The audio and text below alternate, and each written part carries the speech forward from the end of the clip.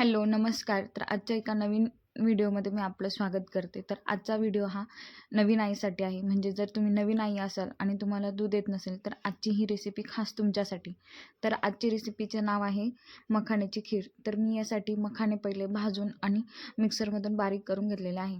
ते मी इथं आपल्याला जशी पाहिजे तसे मापानुसार घेऊन घ्यायचे. त्यानंतर मी इथे काजू, बदाम, इलायची वगैरे हे सगळं इथे मिक्सरमधून बारीक करून ठेवलेलं आहे अगोदरच. त्यानंतर मी इथे पातेलं घेतलं आणि त्यामध्ये 1 चमचा तूप टाकून घेतलं. तुपामध्येच हे फ्राय करून घ्यायचं अगोदर, म्हणजे टेस्ट आपल्याला चांगली लागते. मग मी ते तूप गरम करायला टाकलं.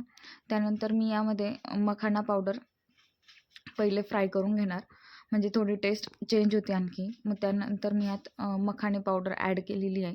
त्यानंतर मी यात लगेच ड्रायफ्रुट्सची पावडर ॲड करून घेणार आणि गॅस थोडा मीडियमच ठेवायचा, म्हणजे हे जळणार नाही. मी हे सगळं फ्राय करून घेतलं. लगेच त्यामध्ये ड्रायफ्रुट्सची पावडर टाकून ते पण थोडंसं यात फ्राय करून घेतलं आणि आपल्याला जे दूध यात ॲड करायचं आहे ते थोडंसं अगोदर गरम करून घ्यायचं, म्हणजे कच्चं दूध राहत नाही आणि लवकर उकळी येते याला. आणि आपल्याला जेवढी खीर पाहिजे त्याच्यापेक्षा थोडीशी क्वांटिटी जास्त घ्यायची, म्हणजे हे दूध आळलं की आपल्याला थोडंसं बासुंदीसारखी टेस्ट येते.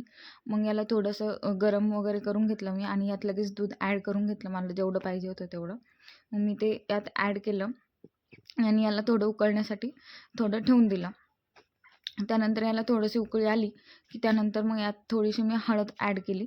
हळद यासाठी की आपल्याला जखम वगैरे काही झालेली असेल तर लवकर भरून निघते, आणि जर नवीन आई असेल तर तिला तिच्या टाके भरण्यासाठी ही एक थोडीशी मदत म्हणून यामध्ये थोडंसं हळद ॲड केली. आणि तुम्हाला विकतचा कलर ॲड करायची गरज राहत नाही, याला नॅचरली हळदीचा कलर येऊन जातो. मग त्यानुसार चवीनुसार यात साखर ॲड करायची, म्हणजे तुम्हाला किती गोड पाहिजे किती नाही त्यानुसार यात साखर ॲड करायची. आणि जास्त गोड नसलेलंच बरं, म्हणजे तुम्हाला खायला पण चांगलं लागेल.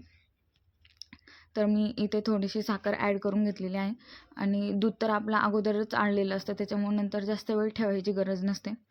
तर इथे आपली मस्त अशी मखाण्याची खीर तयार झालेली आहे. तर ही तुम्ही नवीन आईसाठी सर्व करू शकता.